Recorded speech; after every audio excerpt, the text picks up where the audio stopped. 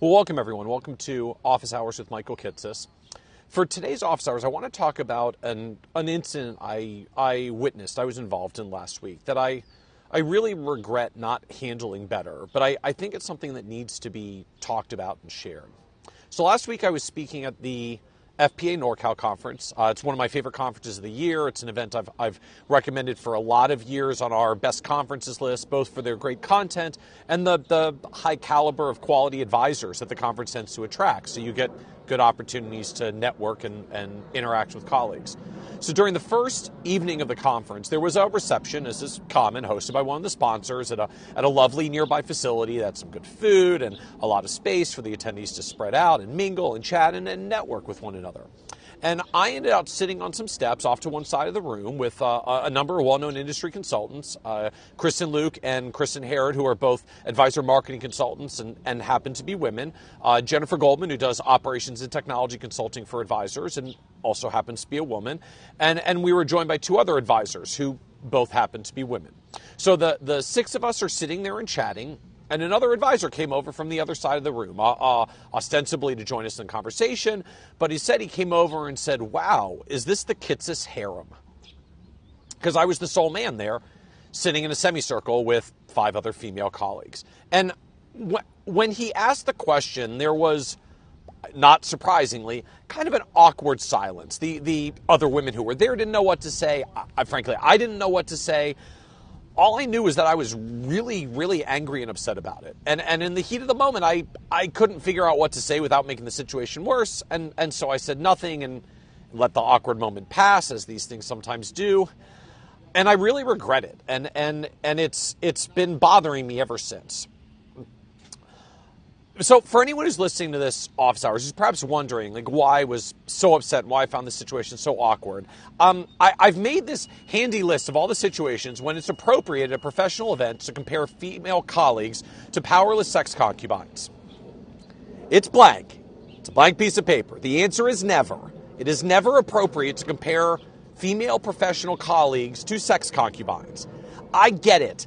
I'm a male. I was sitting in a semicircle with five other women, and while it was a professional networking event, it was in a social setting, and there were five women sitting around one guy. And I get it. I'm fairly well known in the industry. It's not uncommon. I end up standing with a group of people who are asking me questions, and this advisor may or may not have known of these women who are quite credible in their own right. So he used this analogy that put me in the power seat. But it doesn't make a really inappropriate joke any less inappropriate. I refer you once again to the aforementioned comprehensive list of all the situations when it's appropriate to draw analogies between female colleagues and concubines. The list is still blank. Now, I realize that the advisor who said this was probably not trying to intentionally be demeaning to these women. I don't think he was doing it to belittle their stature in the conversation by casting them as my subjects, my harem, or to make a statement about their physical looks by comparing them to concubines. But that doesn't change the fact that that's what he said, and that it was belittling and demeaning to them. And especially since the reality is, I walked over to join them because I wanted to learn from them. These are some of the best consultants for advisors in the industry. Sitting with another advisor I really wanted to talk to, they were in the power seat. They were the ones sharing their wisdom with me because I wanted to learn. And they happened to be women, which meant the entire situation got flipped around. And frankly, makes the comment doubly offensive, because not only was it sexually inappropriate in mixed company, it was professionally belittling to them to assume that if the women were in the semicircle around me, that they were there for me, when in reality I was there to learn from them.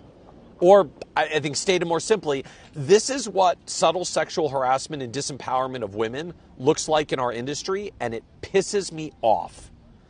And I'll admit that when this advisor came over and made this inappropriate comment that grossly misinterpreted the situation in a, frankly, unfortunate and offensive way, I didn't do anything about it because I didn't know what to say, and so I didn't say anything. And I really regret it. And the reason I regret it is ultimately I don't see us making progress in gender diversity for advisors if we can't figure out how to stop these kinds of comments that are made far too often and regularly at advisor conferences. We wonder why the number of female CFP certificates has been stuck at 23% for 15 years, despite all the industry efforts to recruit more women and women's initiatives and promoting women's success stories and all the other things that we do that I think are good and important for drawing more women into the profession. The problem is then we draw them in and then they show up at a conference and then stuff like this happens. And it drives women away. We make it a hell of a lot harder for women to succeed in this industry when the default assumption is that when a group of women get together at a conference, the first thought is not, wow, that looks like an amazing study group of leading industry consultants who all happen to be women. Instead, they're compared to a harem of powerless sex concubines. And it's something that I've witnessed many times over the years. I still remember very clearly the first time I ever saw this happen. It was 2004, I was attending my first national FPA conference, which was in Denver that year after I was just a few years into the business. And we were in this big exhibit hall for the lunch break where you grab your lunch from the buffet style serving dishes and then you went to sit in these big round tables in the back of the room. And I was sitting at one of the tables eating my lunch. Across from the table was a young female advisor who had joined me for lunch. Now, 2004, this was the really early days of NextGen. We had actually just formed it about 6 months earlier. And so there were a lot of us then young advisors who were all getting to know each other and just sharing our stories and our background. And this particular female advisor had actually just left her firm after about 7 years to start her own practice after what was basically a failed succession plan, which was a really hot topic at the time. And so we were chatting about all the issues of intergenerational conflict between founders and successors and why it didn't work out for her because she had all these visions about the future of financial planning and how to grow her firm in a direction the founder wasn't on board with, so that she just went out to launch her own firm instead. She was incredibly entrepreneurial and someone that I looked up to at the time because I was still working purely internally at a firm myself. So we've been chatting for a while, and there was a lull in the conversation. Another advisor came over, a much older and more experienced advisor than us in a lovely power suit from one of the big wirehouse firms.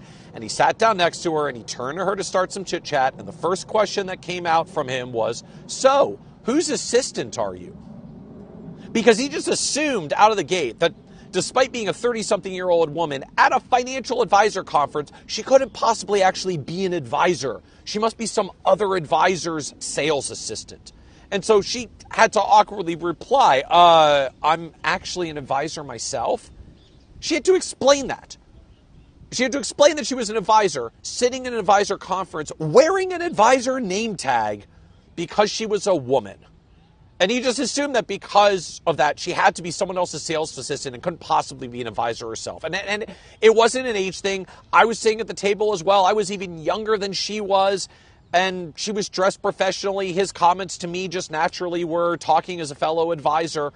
It was his question to her, whose assistant are you? That was very unambiguously a statement about her gender.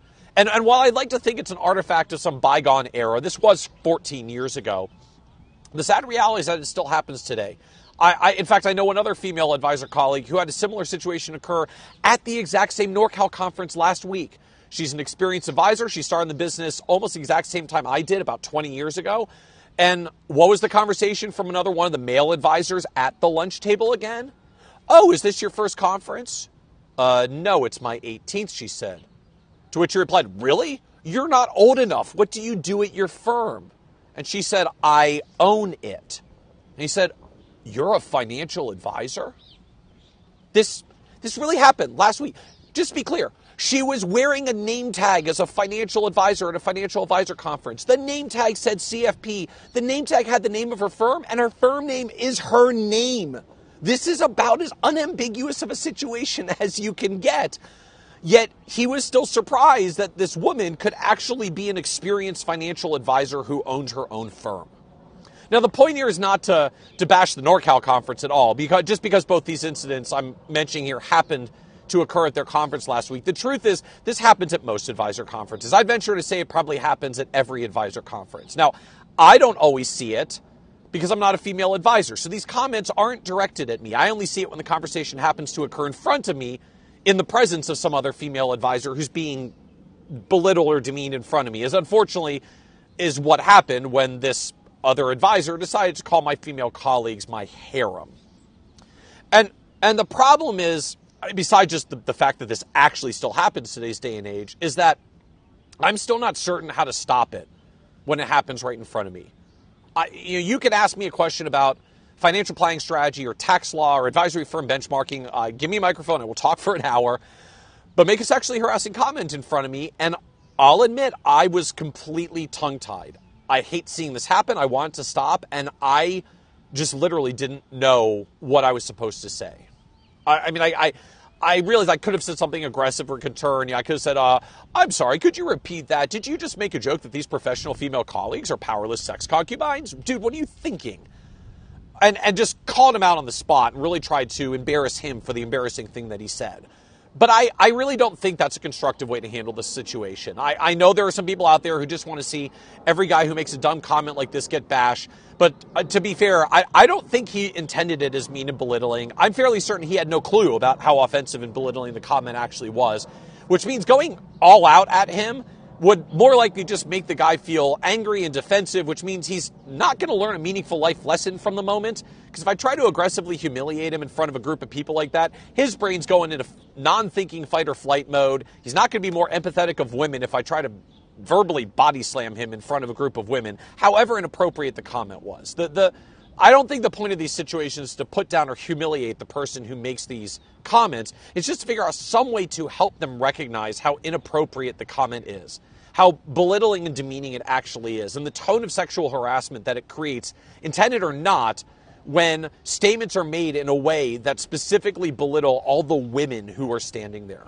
And so I'm genuinely asking all of you in this office hours that when we post this video on Nerd's Eye View blog and on YouTube, share in the comments, what do you say when you witness this kind of sexual harassment at an advisor conference? What should I have said to address the situation? Because while the comment may have been belittling of the women are there and not actually directed at me, I was part of the situation. I was part of that conversation. I was pulled into and became part of his crass analogy. And so I felt, and I still feel, that I have a role to play in stepping up and saying something. I just truly don't know what it should have said. Perhaps it was something as straightforward as just correcting the situation, saying, well, actually, these are some of the smartest women I know in the industry, and I was sitting here to learn from them, because that's the actual truth of the situation, and it would hopefully let him reflect on how badly he misread the situation. All I know is that in the moment, I didn't know what to say, and I really regret saying nothing. So I want to apologize to the other women that were there, to Kristen and Jen and Danelle and Ann. I'm sorry. I'm sorry on behalf of my gender that some guys say some really dumb and inappropriate and demeaning things to women. And I'm sorry that I didn't step up and say something myself, because while I don't think any of you needed to be defended by me, you are very strong women, and I'm confident you can take care of yourselves. I'm still a fellow human being who can be offended to witness offensive behavior. And I think it may have had more impact if the guy heard it coming from me, another guy, saying, hey, man, that's not cool. That's not appropriate. So I'm sorry that I had an opportunity to do my part to stand up in a moment of our industry's subtle and way too pervasive sexual harassment and belittling of female advisors, and I failed. But it's not something I intend to allow to happen again. But seriously, please, someone in the comments for this office hours video, help me figure out what I should be saying in these situations, what any of us men in particular should be saying in these situations to do a better job of representing our gender, maybe, and just setting a more positive tone in a way that actually has a chance of moving the profession forward. This is Office Hours with Michael Kitces, normally 1 p.m. East Coast time on Tuesdays. Well, obviously, I'm recording a little bit later this week due to my travel schedule. But thanks for joining us, everyone, and have a great day.